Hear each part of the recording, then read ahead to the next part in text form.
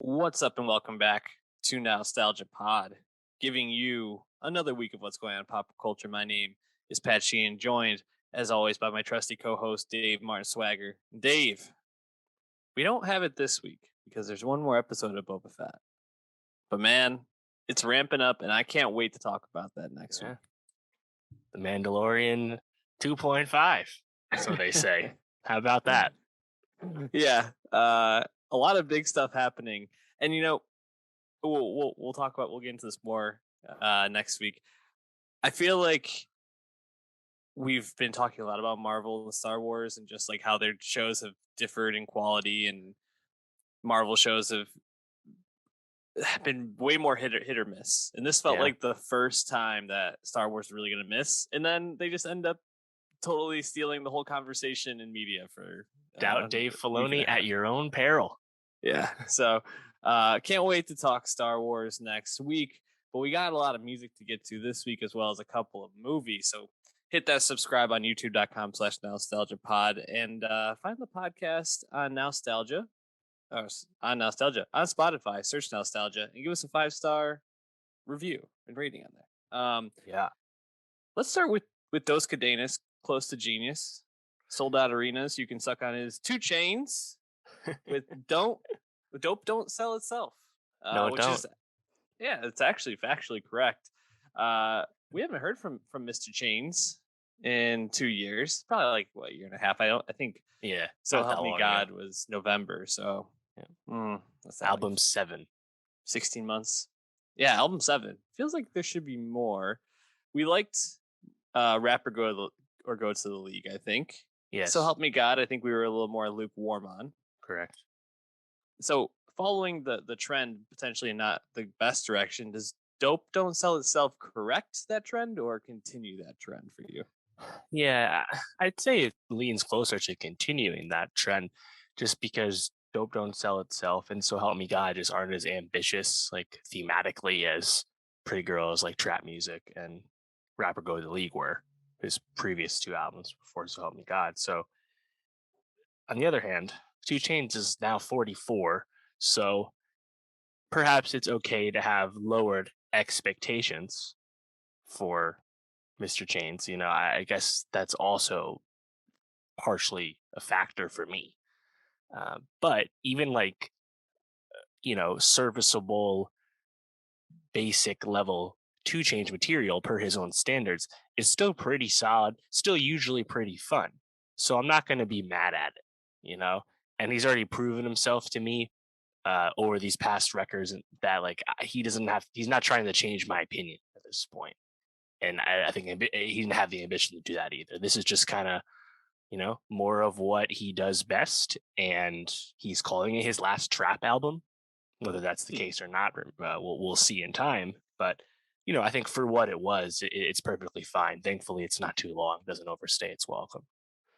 Yeah, I think that was. I think your take is very similar to mine. I listened to it and I was like, "There's some fun songs on here, some very forgettable tracks," and that's basically all I was really hoping for from a 2 Chainz record at this point, especially one that we weren't super tuned into. I think this kind of came as a surprise. Yeah. So I was like, "Fine, this is fine." Jumping through the early tracks here. I liked a couple of them quite a bit. I thought $1 Million Worth of Game.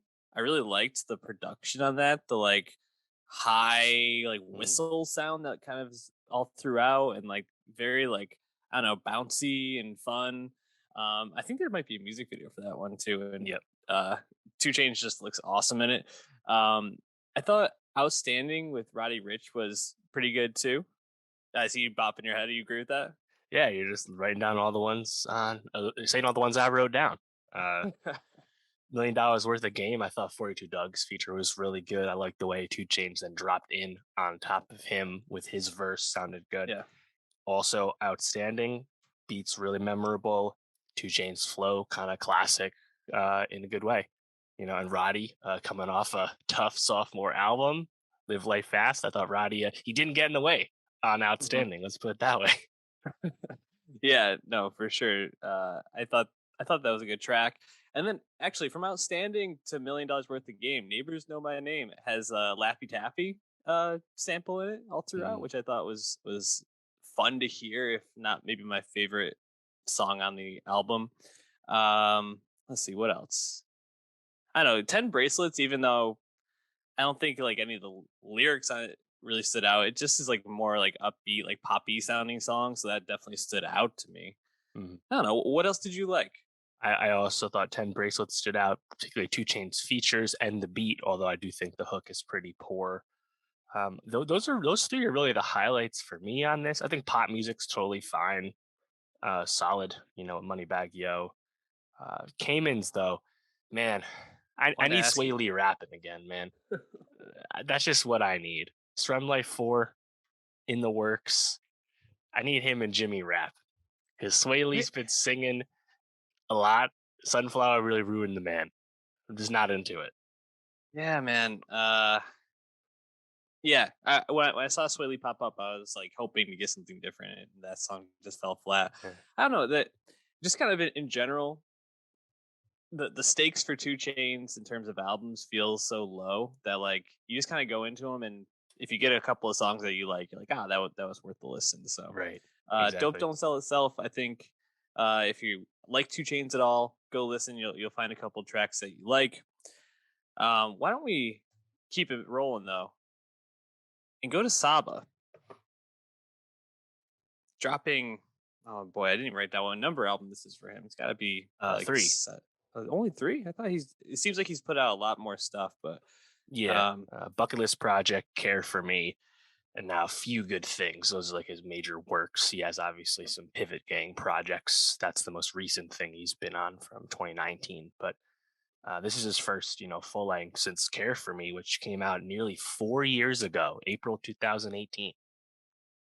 yeah, and maybe that's where my belief that this couldn't be only album number 3 from comes from, is that he's been around for quite a while now. I mean, this is I guess 6 years since Bucket List Project dropped. Yeah.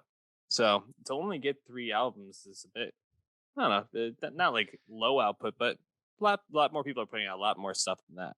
Yeah, I mean the breakout track for him is like 10 years old at this point. Hose with Mick Hmm. Jenkins. That was like the huge like local Chicago smash that, you know, led to him jumping on acid rap with Chance, and the rest is history. So he's been around a long ass time, but he seems to be very methodical in his career.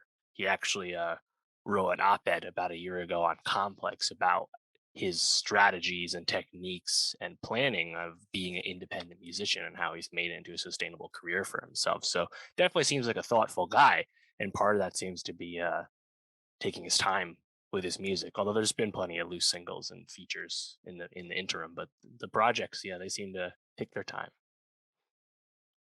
Do you feel like the time between uh, Care for Me and Few Good Things paid off with Mm. a good album for Saba? Yeah, I was not blown away by Few Good Things. I was sufficiently whelmed. I think there's plenty of moments that I liked, familiar things he's done before. And in reflection, I was like, I never loved the other 2 albums either. Appreciate a lot about them. Appreciate his talent, his abilities. And he makes a lot of songs I like. But I think for me, with Few Good Things, there almost was like a grinding down of some of the edges, a little softer melodic sense here. Not that he hadn't done melody before. It's pretty popular within like that Chicago jazz rap umbrella that we associate Saba with. But I think for me, some of these songs I think were just a little too edgeless. Like Fearmonger, one of those lead singles, I thought was just a little meh to me. However, there's still some things I liked. Um, I definitely like Saba when he was more on his rap shit. He was on the Pivot Gang album, and gets on that a little bit here on the album.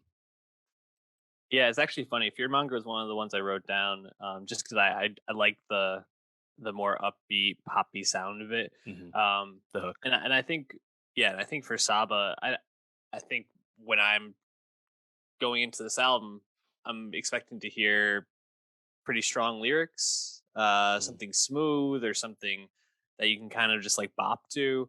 And I think the moments in the album that worked the least for me, but I get the sense that maybe worked best for you, were some of the moments like in the second half, like Mhm. if I had a dollar, something like that, where it's a little heavier. The sound is a little bit Yeah. like stronger, and I think we kind of were looking for different things in this album and probably feel differently about it. Because I thought this was a really solid showing. I don't think it's going to be like a best rap album of the year type thing, but Yeah. I found this to be just a really pleasurable listen all the way through. Maybe sufficiently whelmed is exactly how I felt, and I Right. just Yeah. left It's feeling not pretty boring. satisfied. Yeah. Definitely not boring. I think just, like when I listen to this and I hear, Still with Black and Smino, it's like, oh, well, that song didn't do too much for me. His song World in My Hands with Smino on Bucket List Project is my favorite Bucket List Project song. So inevitably that song is just not going to, deliver for me having it go up against that. But I think just kind of simpler songs like Stop That, which has a video. Those are just really good verses from Mhm. Saba. The lyrics are still there, it's been a while since I believe it was his cousin who died, and that obviously informed much of Care for Me. Still pretty present on this album, but he also, I think kind of broadens that. But Stop That, even though it's just simple rapping, it stuck with me there. I also appreciated Survivor's Guilt with G Herbo just because Yeah, that almost is like a nod to the two sides of Chicago rap music the past, 5, 7 years with the Chicago jazz rap sound and the Chicago drill sound. Obviously, G Herbo, a big part of that. So that one made sense to me. I like Soldier with his fellow Pivot Gang uh, compatriots there. yeah. Soldier is a standout for me as well. Yeah. And I also thought Crazy Bone Come My Way. Saba and him sounded real good together, man. Shout out Bone Bugs. That was a good one. Kind of impressive.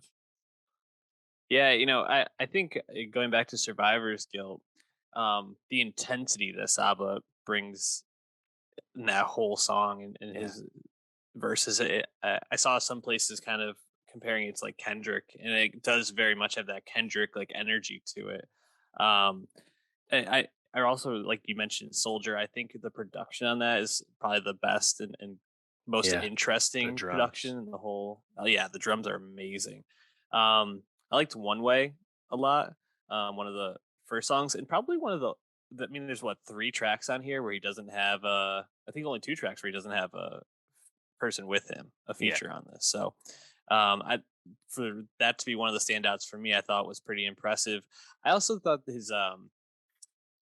him going back and forth with Black Thought on Few Good Mm. Things was pretty well done. Oh He yeah. can kind of hold his own with anybody, which is Black Thought is no chump when it comes to Nah, rapping. that's for sure.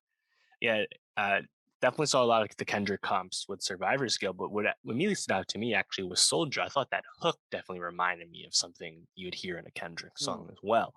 So the inspirations are well taken. Collaborating with Black Thought obviously speaks for itself. I was Yeah. just thinking, listening to this. Obviously it's been a while since we got a new Saba album. I'm just kind of thinking about like this type of Chicago rap, like where we stand with that. Like we talked about Mick Jenkins pretty recently, but if you kind of just think about everyone in this scene, no one has truly exploded. Like Saba has steadily grown, and he actually talked about how like his biggest song now on streaming, Photosynthesis, was not a big hit right away. Like he's pretty self-aware of that. But you think about like this whole scene, Chance the Rapper not making music that sounded like this on the big day too much, and also critically has come under a reevaluation recently with the music he's made. No Name doesn't seem to be super active as an artist right now. Her creative pursuits are definitely elsewhere, more in the activism space, and Yeah. everything that goes on with her. There's a lot going on. Saba takes a while to put out music. Mick Jenkins is, pretty underground, pretty internet. Smino, kind of the same deal. So it's just kind of funny to reflect on this group. Vic Mensa definitely not making Chicago jazz rap anymore. So Yeah. kind of interesting to see where everyone's at. Yeah. That's a really good point. I wonder, as we think about um, these rappers and how where they come from really informs their sound, especially coming up. Maybe Chicago rap just is not as I don't know, popular or as transferable to mainstream success as it was back in Yeah, the well, early at 2010s. least not like that. Now Chicago rap is was Juice World and is Polo Right. G. That's what True. Chicago is right now. So he's got to remember, like this Chicago jazz rap scene, that worldview is more 2016 than it is 2022. You just Right. gotta keep up. Always evolving. We're staying on top of it. We're gonna be throwing a track from this album, A Few Yeah. Good Things, onto our Nostalgia Best of 2022. So find that on Spotify and give it a follow. Dave, really excited to talk about this next record, Black Country New Roads, Ants from Up Mm. There. Man, this is like one of the most bittersweet reviews I think we're ever gonna do, Mm. because just Yeah. 4 days before the album comes out, end of January, Isaac Wood, the lead singer of Black Country New Road, announces that he's quitting the band, um, alluding to mental health issues, saying he's been feeling sad and afraid recently and feels like he can't really give his best as the front man for the group and one of the lead guitarists for the group while feeling that way. What was your just reaction seeing that? I mean, it's pretty gutting because Wood is the most present creative force to listeners of Black Country New Road. The main vocalist, the lead guitarist of the 7-piece group, he's the one identity that I think is most recognizable. Yeah. His vocal performance is very unique and memorable on songs from that first album. So to have the band continue without him, the band's just going to be different. Yeah. Like his vocals being gone is a huge thing. So obviously disappointing. Hopefully he finds peace with this new change in his life. But yeah, from an art perspective, it's definitely going to be a big shift. Completely agree. With a band that's, I don't want to say formless, but as shape shifting as Black Country New Road and most of the bands within this, like, I don't know, prog rock sound. I don't British even know. post punk, Yeah, it's Black Midi, Squid, and this it's band. it's very hard to really like point and say like what's the defining feature of that band. They all the songs kind of have a different sense to them, but yeah, Isaac Wood's vocal performance, whether it's coming across as like that raspy, like melancholy or desperation, or like tongue in cheek, like sneering joke half the time, uh, he just is so recognizable and completely the face of the band. They are going to continue making music without him, and they said that they're not going to play any of the old songs. Yeah, So North American tour canceled as a result. huge bummer. So it's interesting to see what the next form of the band will be. I'm sure they'll be trying out a lot of new stuff, and I think this makes this review especially hard because I think Ants from Up There is a complete success. I had their last album for the first time on my top 10 from last year, Yeah, and shortlist for the Mercury Prize. They loved it in England, and this is, I think, way past it. I was completely blown away. Not only because I think they they maintained a lot of the post punk sound with like the like the formlessness of the songs, kind of going whatever direction, but making it, I think, more accessible to people and just absolutely. more enjoyable overall. So instead of it being like, I love that part of that song, the songs you just kind of melt into on this. And I loved it. How did you feel? Yeah, I agree. Like with this San, and not to just immediately compare them to their most obvious comparisons, but like sometimes with Black Midi, it's like it's a little out there for me sometimes. Like I appreciate what they're doing, where they're going, and it's pretty impressive to hear expansive records. But it's not for everyone. But this though, it's like this does not come across like the listening experience of this album does not come across as like something super wild, even though No. there's 7 people involved on the songs and there's tons of instrumentation and stops and starts and like everything that they were did well on the first album they're still doing it, but for some reason the songs uh, just seem a lot more re-listenable, and Mhm. a lot of times they're at a normal runtime as well, which I appreciate.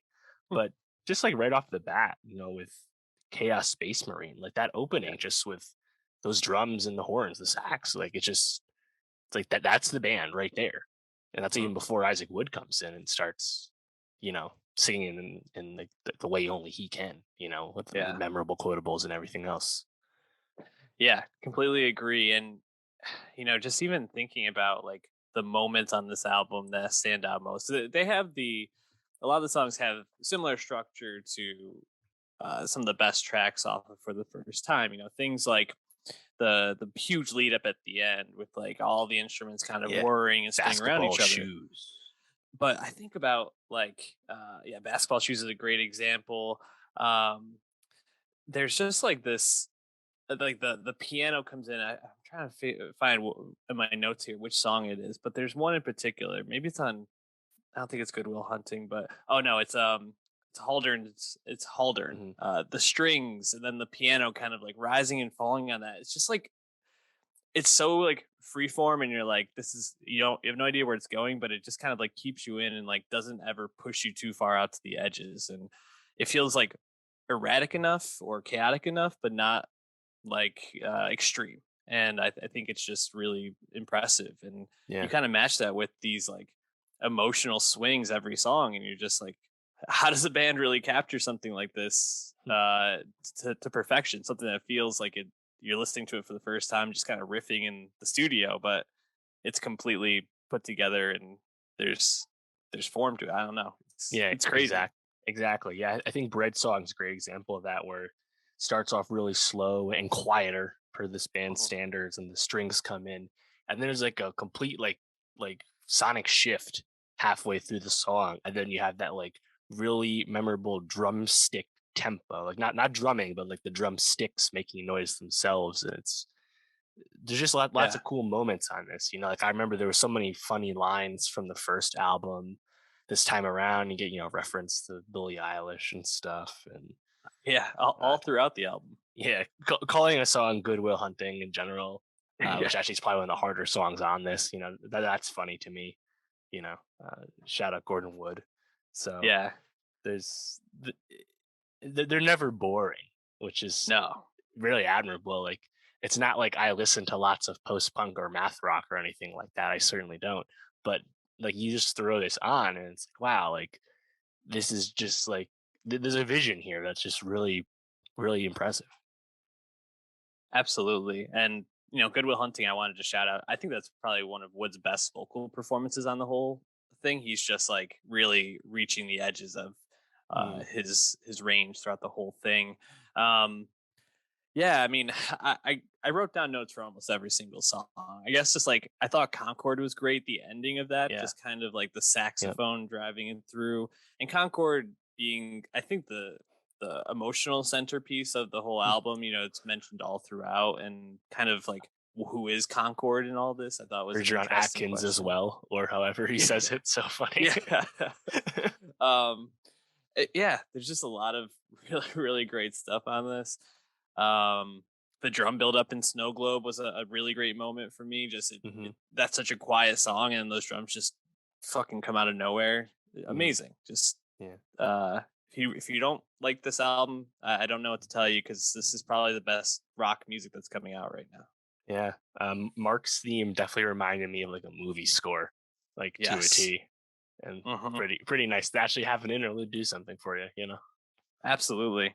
Um, check out Black Country New Roads, Ants from Up There.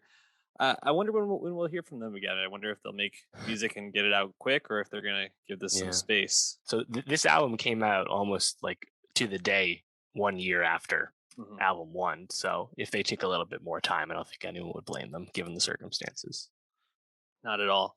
Um, well, we're gonna stay in I guess Black Country New Road is indie rock technically, and Yeah. Mitski is like the queen of indie rock.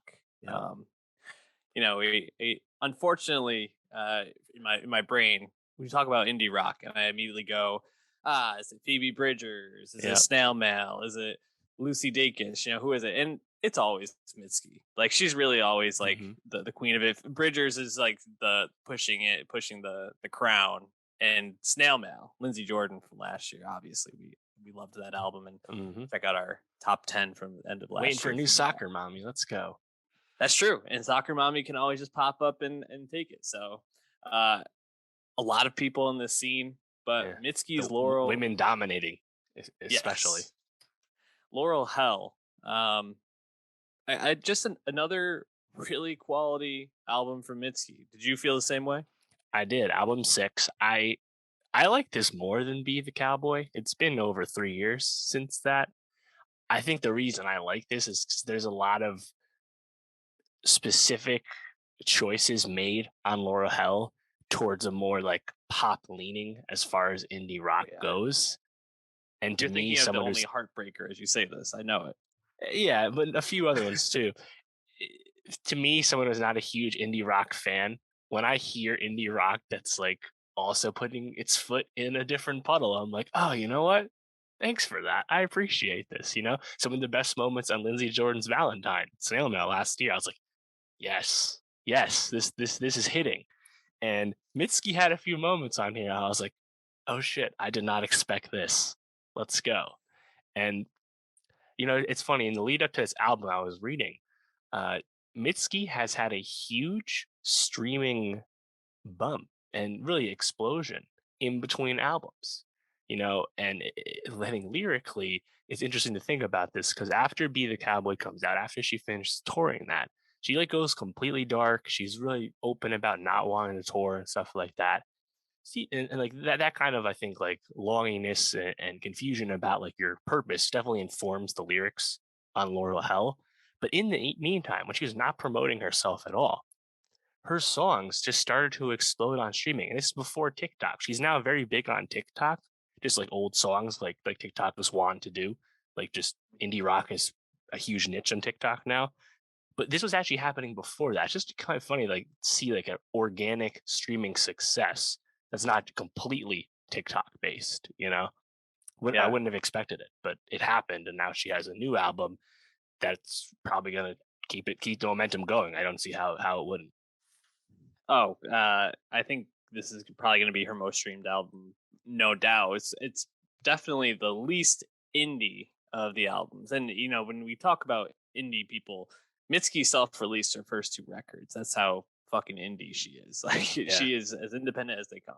So it is great to see her getting that success, and the music speaks for itself on this, man. I mean, I think Working for the Knife, the first single off this, is a really great song. Kind of has that like waltz aspect to it in a sense.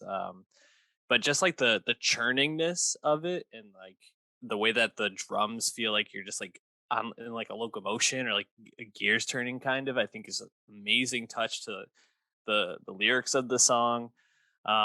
You mentioned that the tracks that stood out to you most were when she was dipping her toes in other genres. What Yeah. what stood out to you?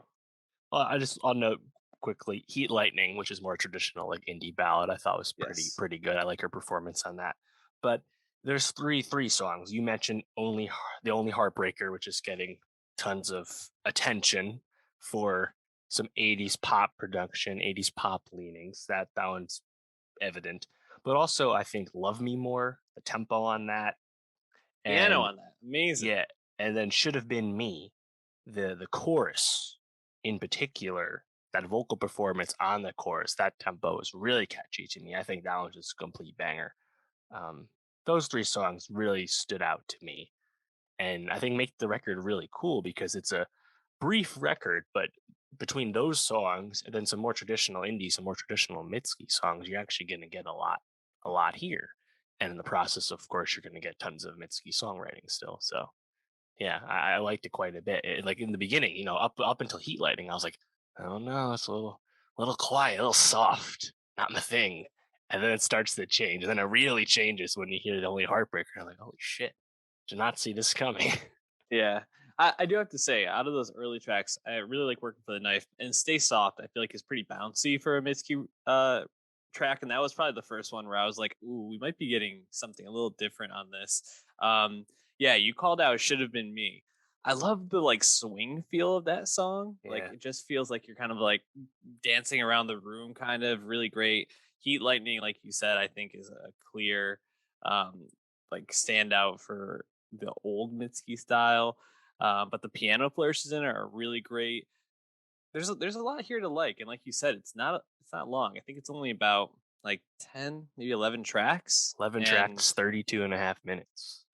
and it just is it flew by for me. I listened to it a few times because you just kind of jump from song to song, and she's got you, man. She's great. Mitski's amazing. So if you're not listening to her, be one of the people that found her and is streaming her now, because she deserves it. Yeah. Damon Albarn would be impressed with this. She has a co-writer on only one of these songs. Everything else is just Mitski. Oh God! And that's Patrick Hyland produced every single song as well. Pretty impressive because again, there's a range of production. You have in vogue '80s pop production alongside traditional, softer indie rock production. So kudos to him as well.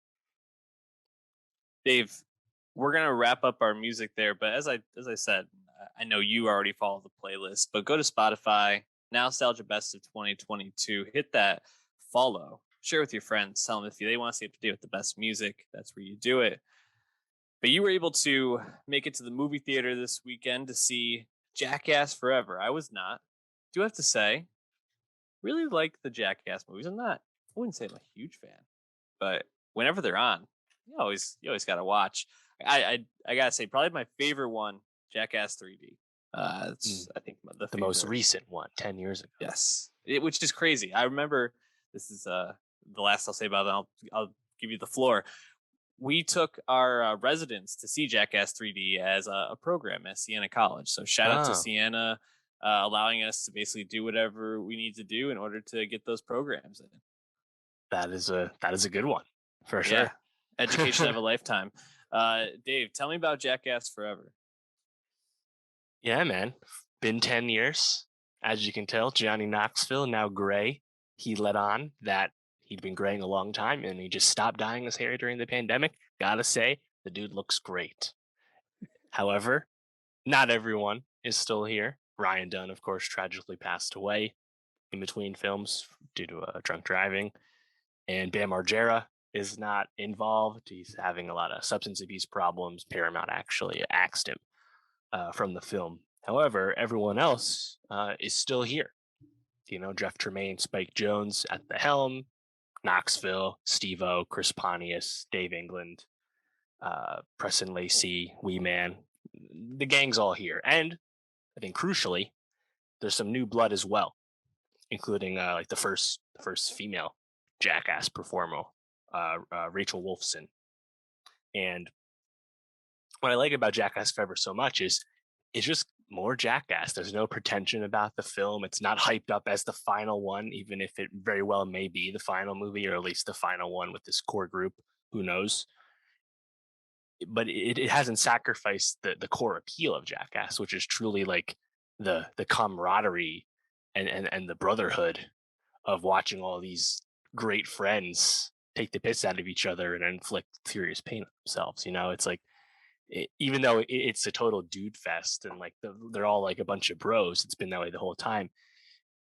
It's not like a toxic masculinity thing at all, because they're highlighting the stupidity of being dumb dudes, and they all take their turns doing it themselves with their own bodies. So I think if you like Jackass, you'll certainly like this. But I think this one, like the emotional resonance of this is like kind of even stronger, because you can tell they're older, but they also have more memory and they've just done more of this, So right.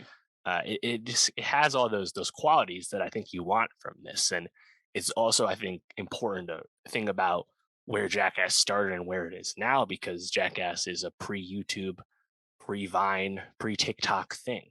You can find people doing Jackass knockoffs all the time, This, like the Nelk Boys and Logan Paul and Mr. Beast. They owe everything to these dudes. Let's be honest. Virality meant something very different back when Jackass was on MTV. So it's funny to see, I think, something like this still hit now, when we can get like stunts of any variety at our fingertips now. No, totally. The novelty is not what it used to be, but I think this crew has so much like goodwill and history that it actually lands and makes it better. So I really liked it. I gotta say, I think you make some really great points, and the TikTok of it all is really interesting because I know that they did a lot of advertising on TikTok in order to like draw attention to this, and this Mm, does feel like the perfect type of movie to put on TikTok and do most of your advertising because you can just clip these small little yeah, stunts and put them out there, and they go viral. It's amazing, yeah, perfect and for them. it's been 10 years since Jackass 3D, let alone the rest. Like a lot of Gen Z kids probably never knew what Jackass was, or they maybe saw clips and didn't actually know it was like this whole Jackass thing, you know? So yeah, if they can find that younger audience and keep this going, maybe with the new generation, I think that would be awesome. Obviously, um, it has a lot of Jackass Forever specifically has a lot of things I think you associate with the other stuff, right? There are celebrity guests. There's a lot of celebrity guests in Jackass Forever, but I think they all make a lot of sense. Like you'll see this one in the ads. Machine Gun Kelly does a stunt, but I think that however you feel about MGK, like Wild Boy, his breakout rap song, yeah, bitch, call me Steve O. Like I think the closing of that circle makes a lot of sense, Oh and yeah, that's him and great. Steve O have done stuff before. It's not like this is the first time, but that one made sense to me. Also, Tyler the Creator has a Oh, big performance in one stunt here, which makes a that's lot so of perfect. sense because Jasper Dolphin of Odd Future and Loiter Squad fame is one of the new cast members on Jackass Forever. Definitely came out of Wow. nowhere. I was like, oh shit, that's Jasper. He's just doing Jackass now. Jasper's dad, Dark Shark, also part of the crew halfway through the movie. So yeah, it made a lot of sense to get Tyler to do something too. Watch Tyler get electrocuted. It's pretty funny. That's fantastic. Yeah, and that feels like such a like a pairing made in heaven. Like you talk about groups that kind of owe some of their success to them, and Odd Mhm. Future obviously more of a music group than anything, but when they first were around they were doing a lot of this just like stupid guys being dude shit like this. So yeah, Mhm. perfect pairing right there. Any particular stunts or skits that stood out to you? Yeah. Well, I think the opening of the film is really notable. Like, the opening of the first movie, they're like going down the hill in the huge shopping cart, right? Like, really an iconic one. This time around, it's like more of like a stage, like costume, like lampoon of a Godzilla attack. And everyone's like in the city and being attacked by Godzilla. And then as you watch it, you realize that Godzilla's feet look kind of weird. Turns out the Godzilla prop for the miniature that they shot on was actually just Chris Pontius's dick dressed up, and his feet were actually Chris Pontius's balls painted green. You know, Yeah. there's a recurring bit about a animal ejaculate in the throughout the film, and Godzilla kind of comes on everyone to kill them at the end of this opening bit. So lot of male nudity that's not going away, but Mhm. there's a lot of animal ejaculate in this. I don't want to spoil stunts too much. Obviously, it's best to see that for the first time, but I mean, I was officially entertained. I actually didn't see Jackass 3D in the theater. This is my first one seeing in the theater, but I was laughing a lot, and it's that same formula, right? Like not every stunt, every scene hits the same way, but like they just keep it moving, and like it's just great. Like it just looks like they're having so much fun. Like you get some of the interstitial stuff where like Steve walks out of the porta potty and he gets shot with a volleyball in the face, shit like that. Obviously, they blow up plenty of porta potties on unsuspecting victims as well. All the things you expect. I won't spoil it specifically, but there's a very memorable agita-inducing stunt featuring Steve-O and bees on his body. I'll leave it at that. And Oh no. I think what's really important about these stunts too is sometimes it's like just basic toilet humor, just basic like getting kicked in Yeah. the balls, basically. But other times they have the audience kind of tricked into a sense of fear for the well being of the cast Mm. member, right? And a big part of this is stuff with animals. Um, Yeah. a lot of stuff with animals in this: spiders, snakes, scorpions, uh, and I think what's got a lot of press would be uh, Johnny Knoxville once again stepping into the ring with a bull, and this time he got some serious brain damage after his contact with a bull. This time around, he goes to the hospital in the movie. Um, Wow. yeah, he talked about the brain damage in press. It wasn't in the movie, but he seems to be doing okay. But he had to do some like serious like neurotherapy and stuff that improve his cognitive abilities after getting absolutely fucking wrecked by a bull, as you can imagine. But I think the other thing I really enjoyed was, like I said, like some of the celebrities are like really like used well. Like you'll see this in some of the press, like Francis Ngannou, UFC heavyweight champion of the world, punches Aaron in the nuts. And they lie to Aaron saying they're gonna have a UFC lightweight show, but then it's fucking Ngannou walks around the corner. And, you can see like the fear. He's like, "Oh my god, no, that's a heavyweight." And Knoxville's like googling. He's like, "Francis Ngannou punches the hardest of anyone in the UFC." It's like they never like hold back on like ripping on someone who's getting totally abused, because eventually it'll be their turn to get totally shit on too. PK Subban in the NHL hits Aaron in the nuts with a slap shot right after the scene with Ngannou. Like they fucking terrorize each other, man. I'd say for the most part, the new cast is pretty game. Some people you might have seen before, like Zach Holmes and this guy named Poopies. Like they all do I think pretty well, and this has been a comment in a lot of reviews as well. Like this stands a lot for Rachel, is these newer cast members are like so game to be part of the crew and get fucked up by these crazy stunts, right? And it almost kind of speaks to the new generation where like everyone is so exposed to seeing this stuff all the time if they want to, and the whole like just do it for content thing. Got to get the content that we know well on YouTube, but like everyone young kind of understands that premise, right? Flash that back to way back in the day where it's like Knoxville's like pleading with Bam to do a stunt because they need the footage. Right. It's again, it's really funny to think about like where Jackass is how far now, they've but come. it's still fucking effective, dude. It's great. Man, I mean, I can't wait to check it out at some point. It sounds fantastic, and it's just nice to have them back too. And it seems like the people that they have back are all in like a decent place, which is good. And the people who are staying away, hopefully they're Steve-O's sober. He's been sober a while, which is great. Any just real quick, any classic or maybe like favorite stunts from the past for you? Yeah. Yeah. Go ahead. What are some of yours? I mean, the only one that really comes to me, I mean, I really love the high five one where Steve-O's walking down the hall and the huge hand like knocks him out. That's been going around a lot. But the one that like sticks with me the most is like a gross one. The big fat guy in the group.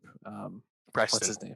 Preston. Yes. He's in this like sweatsuit on a treadmill. Oh, and they make them drink the sweat from his balls. Oh my God, dude, that has literally scarred my brain, and I will never get that image out of my head.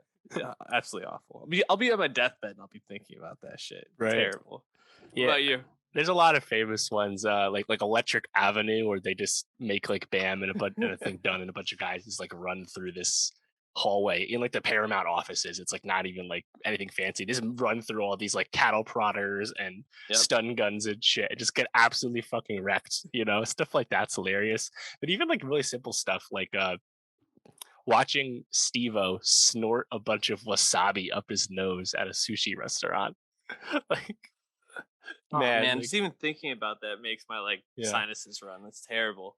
There's a lot of good stuff with animals. I think in the bulls in the past, the Toro Totter one, which I think is from Jackass 2, where there's 4 guys on 2 connected teeter totters, and they're basically like going back and forth to avoid getting fucking hit by the bull.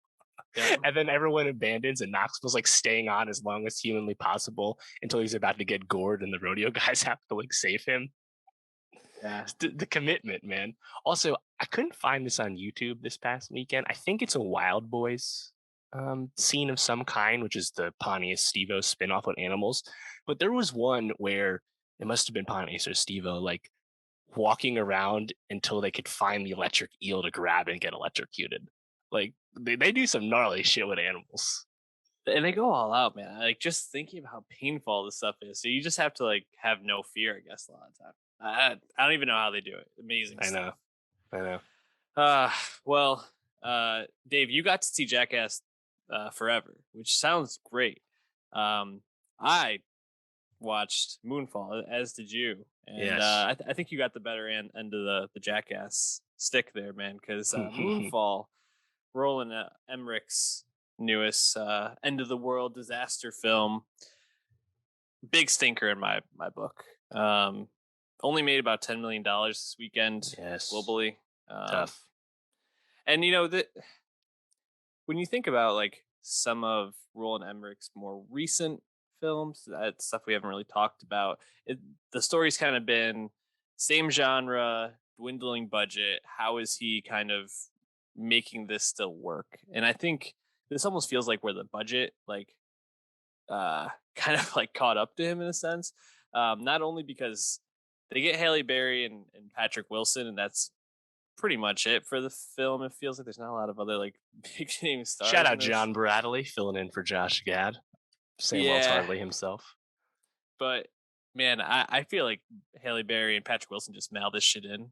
To be honest, I thought their performances were really Halle Berry or Hallelujah. and I thought the CGI, save for a couple of scenes, was pretty underwhelming, and also just like the plot, so ridiculous. I don't know. Overall, didn't work for me. How did you feel about Moonfall?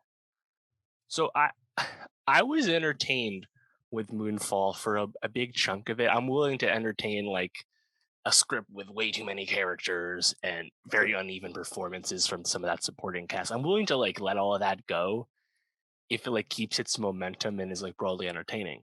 Because I think Emmerich's like at his best, which is obviously in the past now, at his best, he could really like handle this like disaster spectacle in an impressive way. Obviously, his best movie is Independence Day, but Yeah. also like Day After Tomorrow, and even something like 2012. Like the sheer like spectacle of moribund destruction on a global scale. I always thought he did it pretty well. I think probably what a lot of people are talking about now though is that like seeing this kind of big spectacle with big CGI and all this shit at a global level, well, it's not as new as it used to be. He's not the only guy on the street doing this.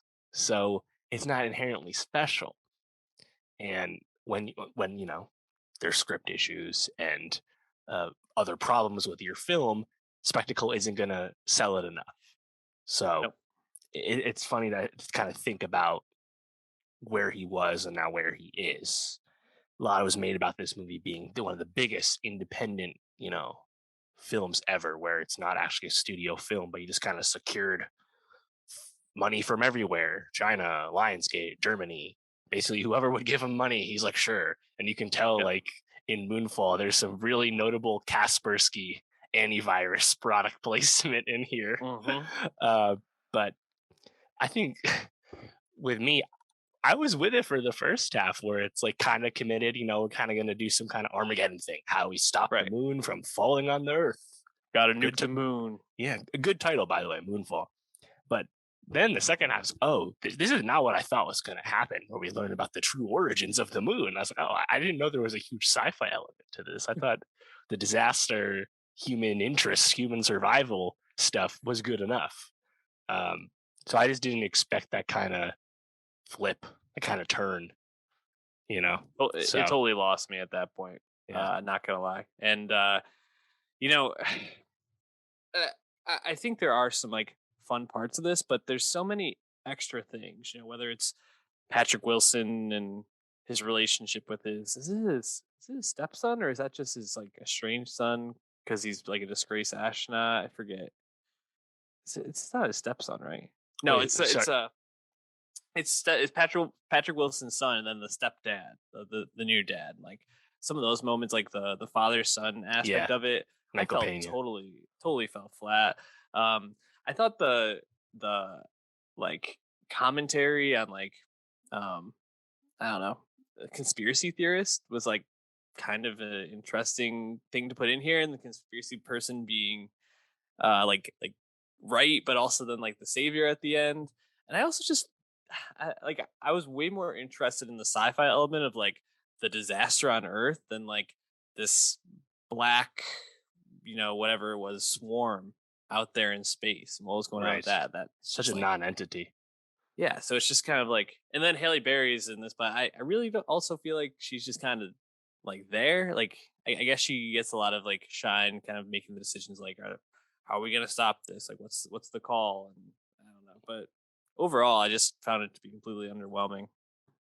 Yeah, and like at the end, like I think there's a lot of like room for fun stuff, like when the moon is like really fucking in orbit, and it's like the rotation is so quick, and like they're playing with gravity. I think there was a lot of room for like cool spectacle and stuff, but like we're just watching like Charlie Plummer and Michael Pena, like you just don't care about all those other characters down there on Earth while it's happening, and they don't actually do anything super interesting with it.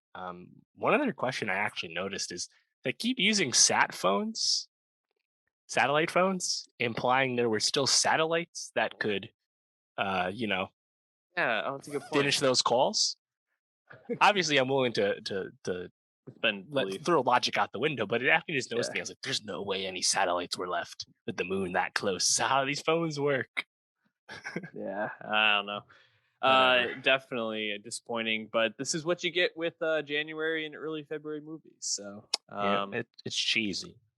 Better times ahead. Although I think next week we have some potential stinkers as well, right, Dave? We'll see. Got Death on the Nile, Kenneth Branagh. I have high hopes for it, given the cast. We'll see how good it is. Bird on the Orient Express, pseudo sequel. Also, on HBO Max, the third Steven Soderbergh film, Kimmy, starring Zoe Kravitz. That'll be good. Obviously, hoping it's good. We're also talking about the end of the Book of Boba Fett and new music from Snot and Benny the Butcher and Spoon, as well as a Super Bowl halftime show. A lot of good stuff coming up. Also, Netflix's Inventing Anna comes out, so we'll talk about that in a few weeks. Yeah, I think things are ramping up, and hopefully the movies will be catching up as well. But, Jackass for a February drop, very welcome. Absolutely. Dave, before we wrap up, I wanted to ask you two things. Super Bowl halftime show, do you think it will be good? I hope it's good. I think it's a great idea. LA Super Bowl, Dre-centered act with the Dr. Dre umbrella, Snoop M, Mary, Kenny. I think it makes a lot of sense. I hope it's good. Yeah, looking forward to it. I have high hopes. I also think because it is like the first, I guess like Jay-Z is like the first like hip hop person to do it, right? Didn't he do a halftime show? No, he's never done it. He's never done it. Okay, so I guess it's like the first. I don't know. I guess I was thinking, didn't he come out with Beyonce at one point? Maybe. No, I don't think he did. It was Bruno. Remember, the second time a Coldplay was Beyonce and Bruno Mars. You're right. First time was Beyonce and Destiny's Child. Mm-hmm. Yeah, there hasn't really been anyone like hip hop except for Travis Scott with Maroon 5. Was that the first one? It must be. I mean, if you count MIA back in the day, I don't really remember Eminem her do set. It? I don't think so. No, I don't think so. Man, I don't remember some of them. The Weeknd didn't have any guests. No. So yeah, this will probably be the first hip hop one, which I expect. First 100% hip hop one, that's for sure. It'll get a lot of people probably talking in ways that are not very nuanced or well thought out. So excited for that discourse. Second, Dave, Super Bowl prediction. Let's hear it. Tough one. I'm gonna go with the Rams, man. Bengals line is shit. LAD line is anything but. So that is the battle to watch. Plus, you get Ramsey on Jamar Chase. So it should be a good game. I think if you're making any bets, if you're in a state where you can bet legally, probably putting some money on the Odell and T. Higgins overs seems pretty safe. Idea. Bet. Mm-hmm. So go with those for yards. Anyways, we're gonna wrap up there. We'll catch you next week. Peace out.